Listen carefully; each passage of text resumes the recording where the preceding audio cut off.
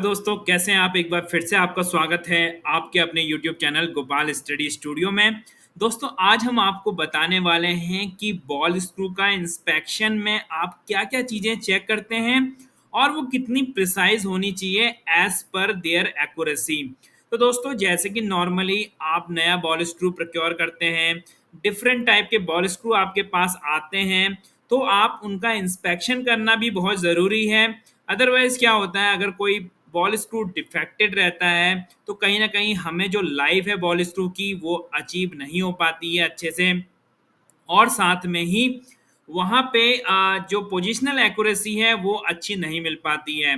तो दोस्तों, आज हम आपको बताने वाले हैं कि क्या-क्या पैरामीटर हम चेक कर सकते हैं बॉल स्क्रू में, ताकि हम कन्फर्म हो जाएँ कि जो बॉल स्क्रू हमें रिसीव हुआ है या हम जो बॉल स्क्रू लगाने वाले हैं, वो एक्यूरेट है या नहीं।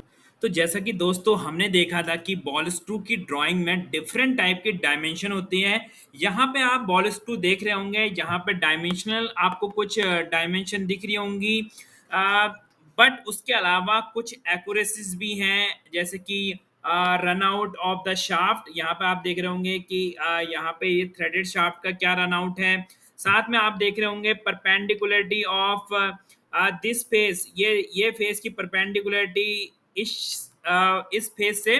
तो ये भी इम्पोर्टेंट ज्योमेट्रिकल एक्यूरेसीज होती हैं जो कि बनाती हैं एक बॉल स्क्रू को एक्यूरेट।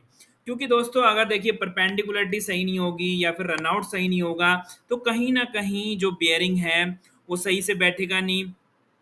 रनआउट अगर सही नहीं होगा तो वहाँ पे जो बेयरिंग जो रनआउट है बॉल स्क्रू का, वो कंट्रोल नहीं हो पाएगा, जिसके कारण वहाँ पे बॉल स्क्रू की एक्यूरेसी और साथ में ही जो लोड होगा बॉल स्क्रू पे वो वहाँ पे सही नहीं रहेगा।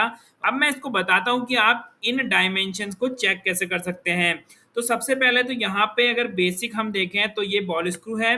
यहाँ पे इनमें देखिए क्या-क्या चीज़ें हम चेक करते हैं। देखिए यहाँ पे एंड शाफ्ट का रनआउट, ये रनआउट का सिंबल होता है, जो आपको इस तरीके से एरो का मार्क दिखेगा वो एक रनआउट का सिंबल होता है। तो यहाँ पे शाफ्ट का रनआउट हम चेक कर रहे हैं। कहाँ पे रख के? एफ और ई पे हमने वी ब्लॉक रखा हुआ है, मतलब कि सरफेस टेबल पे हम इसको चेक कर रहे हैं।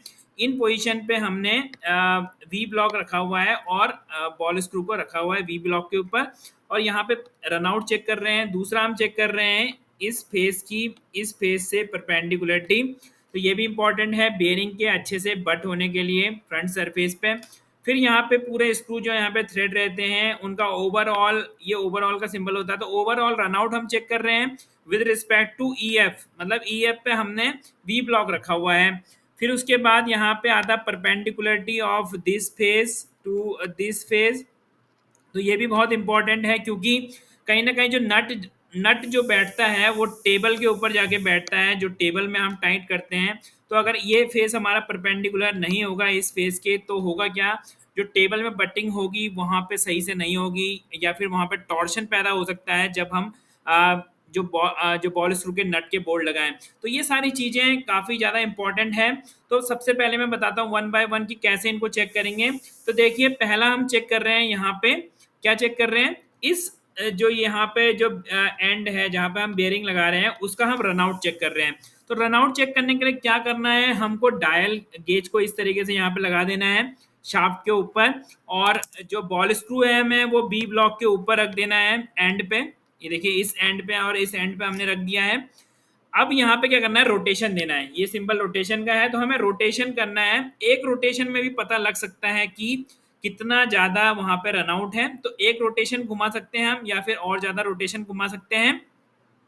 तो वहाँ पे हमें देखना है कि एक रोटेशन या फिर दो रोटेशन में जो मैक्सिमम डिफ्लेक्शन है वो डायल पे कितना हो रहा है। सपोज पहले वो 10 माइक्रोन आ रहा है रोटेशन के टाइम पे, मिनिमम वो 10 माइक्रोन तक जा रहा है, मैक्सिमम वो प्लस 20 माइक्रोन में जा रहा है। तो -10 से लेके प्लस 20 तक जा रहा है, तो वो 30 माइक्रोन उसका जो है रन आउट है। तो फिर हमें यहाँ पे जाके देखना है टेबल में। तो टेबल के अकॉर्डिंग यहाँ पे दिखा रहा है, देखिए नॉर्मली ये C0 C1 C2 है, ये है एक्यूरेसी। यहाँ पे किस तरीके की एक्यूरेसी है उस बॉल स्क्रू की। तो जितना ग्रेड नीचे होगा, जैसे C0 है, तो वहाँ पे आप देख रहे होंगे जो एक्यूरेसी है कंपेयर टू C1 अच्छी है। मतलब कि अगर 0 से 8 mm के स्क्रू शाफ्ट डायमीटर है, मतलब ये स्क्रू शाफ्ट की डायमीटर अगर 0 से 8 mm तक है, तो जो C0 ग्रेड है वहाँ पे हमें ये 3 माइक्रोन तक का रनआउट मिलेगा, और C1 वाले में 5 माइक्रोन तक। तो आप देख सकते हैं कि जो एक्यूरेसी है वो C0 की अच्छी है C1 से, C1 की अच्छी है C2 से।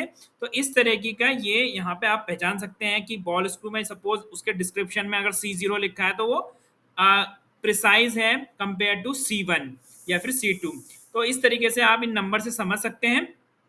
तो रनआउट के बाद अब चेक करते हैं, अब यहाँ पे क्या चेक कर रहे हैं, देखिए अब हम यहाँ पे चेक कर रहे हैं कि ये नट का, ये बॉल स्क्रू का नट है, तो इस नट का रनआउट कितना है विद रिस्पेक्ट टू यहाँ पे, इसको हम सपोज ई कह रहे हैं या एफ कह रहे हैं, यहाँ पे ई कह रहे हैं, तो ई एफ के रिस्पेक्ट में, मतलब हमने जो वी ब्लॉक है उसको दोनों एंड पे टिका के रखा है जैसे कि इससे पहले टिका के रखा था।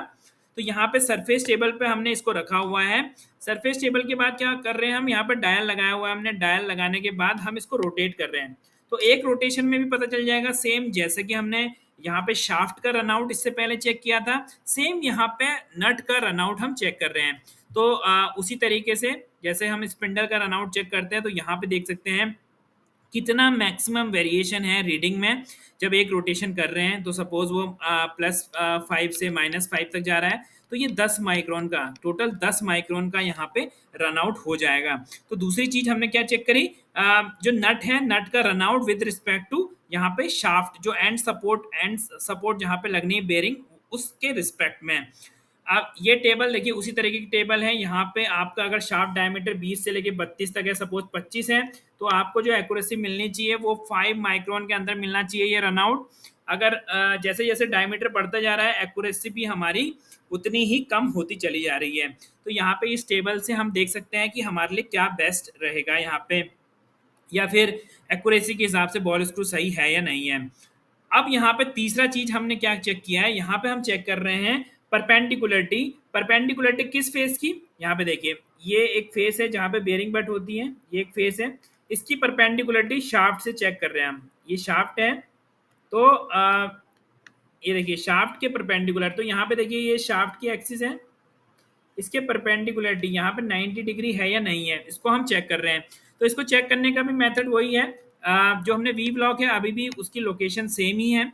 हम क्या कर रहे हैं, यहाँ पे हमने क्या करना है, देखिए इस तरीके से यहाँ पे डायल गेज लगाया हुआ है, डायल गेज लगाया हुआ है और इसको रोटेशन कर रहे हैं, बट यहाँ पे हमने यहाँ पे इस शाफ्ट में नहीं लगाया है, इसके फेस पे लगाया हुआ है। जैसे ये फेस है ना, ये सपोज स्क्रू है, तो इस फेस पे लगाया हुआ है, तो हम फेस का रनआउट चेक कर रहे हैं एक तरीके से।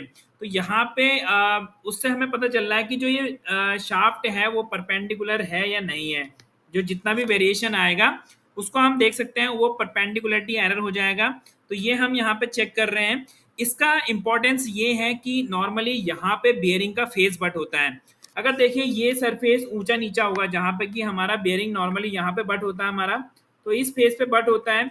तो ये फेस अगर सपोज हाई रनआउट वाला है या हाई वेरिएशन वहाँ पे है, सपोज 0.1 का 0.1 mm का वेरिएशन है, तो जो बटिंग होगी या लोडिंग होगी बियरिंग की वो अच्छे से नहीं हो पाएगी, वो एक तरीके से अब नॉर्मल होगी।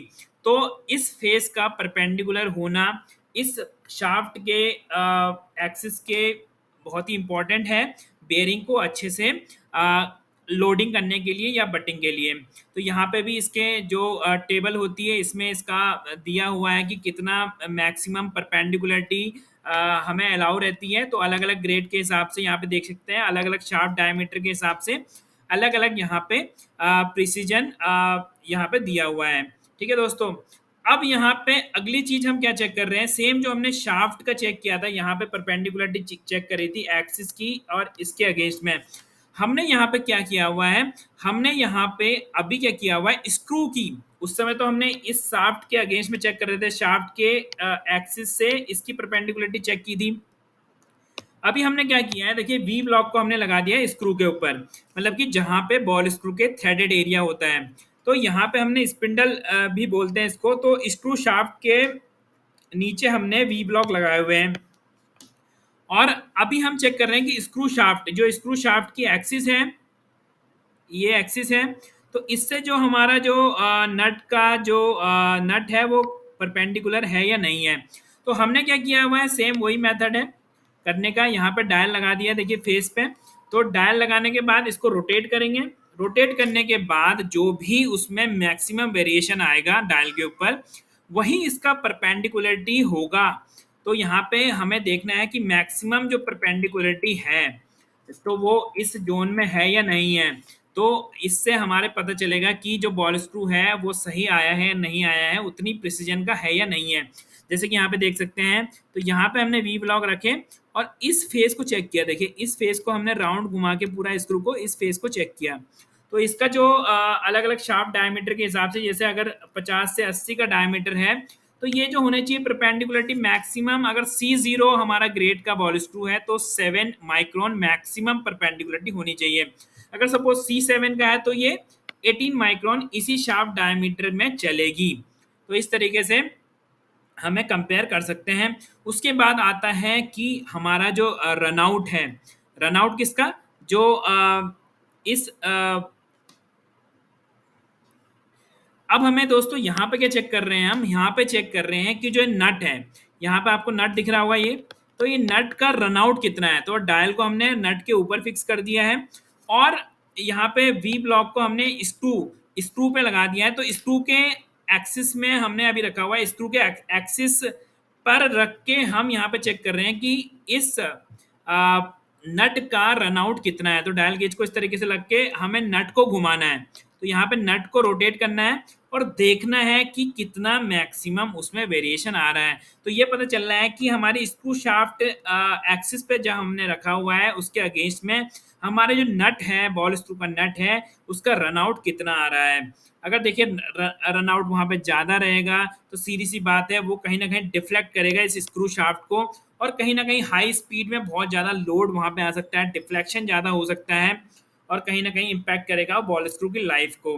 तो इस टेबल के अकॉर्डिंग हम देख सकते हैं कि क्या वहाँ पे नॉर्मली रीडिंग आनी चाहिए उस नट के रनआउट की। तो नट ये है हमारा। तो यहाँ पे इस फेस पे हमने डायल टच करवाना है और नट को रोटेट करना है, यहाँ पे वी ब्लॉक रखने हैं।